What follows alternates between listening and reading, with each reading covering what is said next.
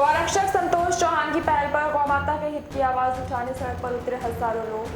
नाहरनगर में निकली गौरक्षक जन जागरण संदेश यात्रा। शासन प्रशासन की जिम्मेदारी से गौमाता की रक्षा सुरक्षा की गौभक्तों ने लगाई गुहार। गौ सेवा के लिए समाज के लोगों के आगे आने के लिए कार्यक्रम आयोजक राजेश सोनी ने किया विनम्र अनुरोध। केसरिया हिंदू वाहिनी संगठन के वरिष्ठ पदाधिकारियों ने गौरक्षक संतोष चौहान ने मंचासीन अतिथियों ने गौमाता के महत्व पर किए अपने विचार व्यक्त। श्री राम जय जय जय श्री गौमाता, जय गौमाता की। हमारे सम्मानीय मुख्य अतिथि रमेश महंत जी, संस्थापक अतुल मिश्रा जी, अध्यक्षता कर रहे रणविजय सिंह जी और हमारे मनोज शास्त्री जी, प्रदेश अध्यक्ष आशीष पांडे जी, बाकी सब जो फौजी भाई बैठे हैं सभी को सादर प्रणाम, सम्मानीय मंच और उपस्थित सभी गौरक्षक, पत्रकार बंधु, भाई बंधु, बुजुर्गजनों, सबको नमस्कार। गाय माता की सेवा करने और गाय माता के हित की आवाज़ उठाने की जिम्मेदारी हमें अप्रत्यक्ष रूप से देव शक्तियों ने दी, ऐसा मैं महसूस करता हूँ, क्योंकि मेरा जीवन किसी समय अस्त व्यस्त हो गया था, लेकिन उन्हीं देव शक्तियों ने हमारे जीवन की सुरक्षा की और हमें समाज की मुख्य धारा से जोड़ा। जबकि हम सब ऐसी स्थिति पे हमारा जीवन पहुंच गया था कि हम सब व्यवस्थाओं से हट गए थे। हमें नहीं लगता था कि कभी हमारी जीवन की गतिविधियां सामाजिक स्तर पे चलेंगी। तो देव शक्तियों ने हमें प्राणघातक संकट से निकाला। देव शक्तियों ने हमें सत्कर्म में लगाया, गाय माता की सेवा करने की प्रेरणा दी, विचार दिए, धार्मिक कार्यक्रम आयोजन करने की प्रेरणा दी, यज्ञ भागवतों जैसे कार्यक्रम भी कुछ हुए। तो इसके पीछे का जो मुख्य माध्यम जिसको कहें अपन, वो संतों का रहा। एक राष्ट्रीय संत डॉक्टर एस.एन. सुब्बा राव, जिनका आप सभी ने नाम सुना हो, वो एक तरह से बड़े उच्च स्तर के महापुरुष थे इस धरती पे। उनका विशेष काम के लिए आगमन हुआ। उनका सानिध्य हमें ईश्वर कृपा से प्राप्त हुआ। 8 साल तक हम उनके साथ रहे, देश में घूमते रहे, सामाजिक सेवा में योगदान देते रहे। उन्होंने ही हमें सिखाया था कि जीवन का उद्देश्य ये है कि हम परोपकार कर सकें, ज़रूरतमंदों की सहायता कर सकें, धर्म के कार्य कर सकें, तभी हमारा मनुष्य जीवन सार्थक होता है। तो कुछ समय तक हम गायत्री यज्ञ करवाते थे, यज्ञ भागवतों के कार्यक्रम करवाते थे और यज्ञ करवाने के पीछे उद्देश्य यही रहता था कि यज्ञ से बहुत बड़ा परोपकार का एक प्रयोजन सिद्ध होता है। ऋषियों ने एक यज्ञ पद्धति बनाई है संसार के कल्याण के लिए, प्रकृति के कल्याण के लिए। यज्ञ सबका भला करने वाला, सबका कल्याण करने वाला काम है। तो हम लगे रहते थे, एक यज्ञ हुआ, एक के बाद दूसरे यज्ञ, कहीं ना कहीं हमारा कार्यक्रम चलता ही रहता था।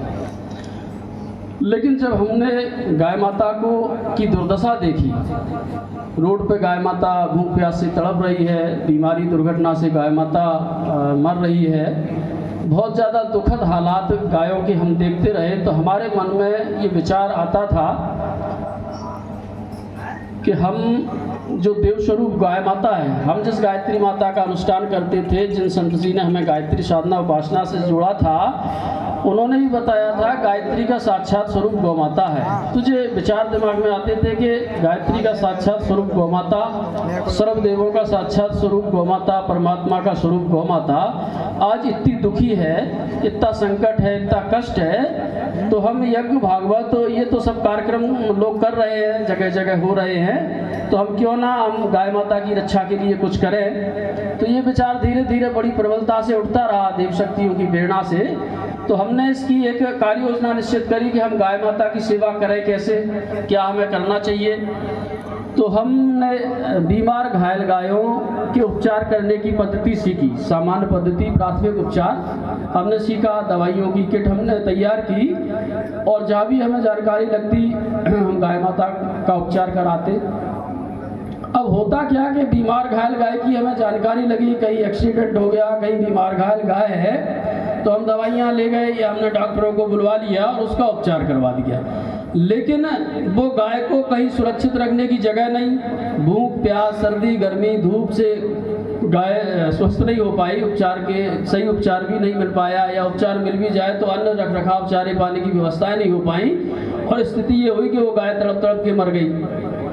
तो जब हमने ये स्थिति देखी तो हमने कहा इसका भी कहीं हमें कुछ अपने स्तर से करना चाहिए।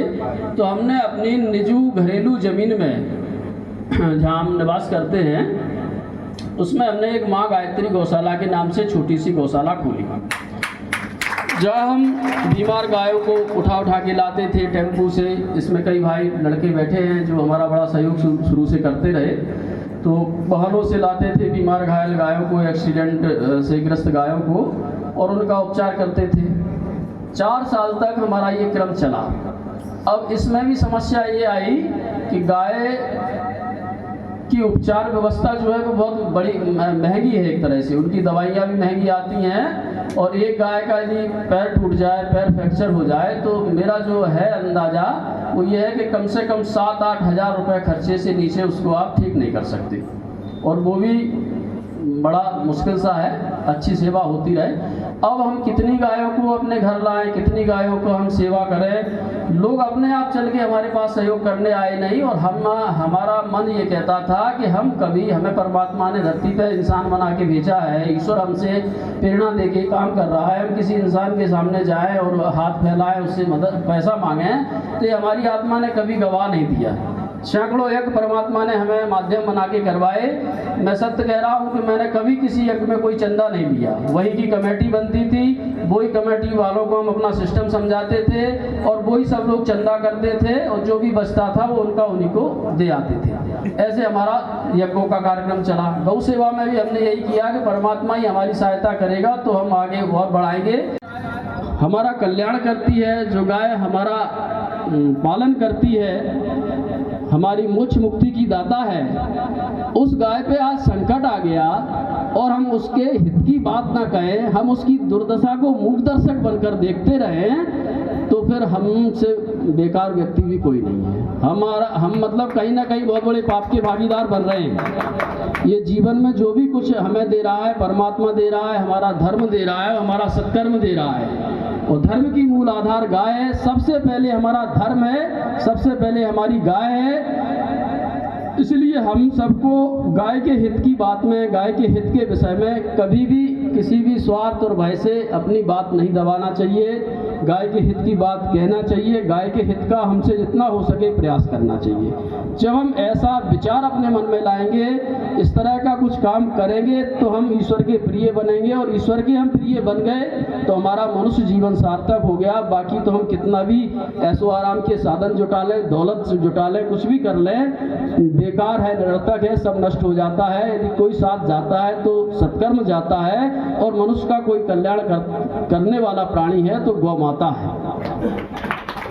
ये हम अपने मन की दिल की अनुभव की बात बता रहे हैं। आप लोग सब अपने दिमाग में इसको अंतरात्मा में रखें कि हम गाय की सेवा में जितना हो योगदान करें, गाय के हित की आवाज़ उठाएं, इससे हमारा कल्याण है। तो ऐसा हमारा सबसे निवेदन है। आगे की बात आप सब लोगों को मुख्य अतिथि जो भी है मंचासीन बताएंगे। जय श्री गौ माता, जय जय श्री गौ माता।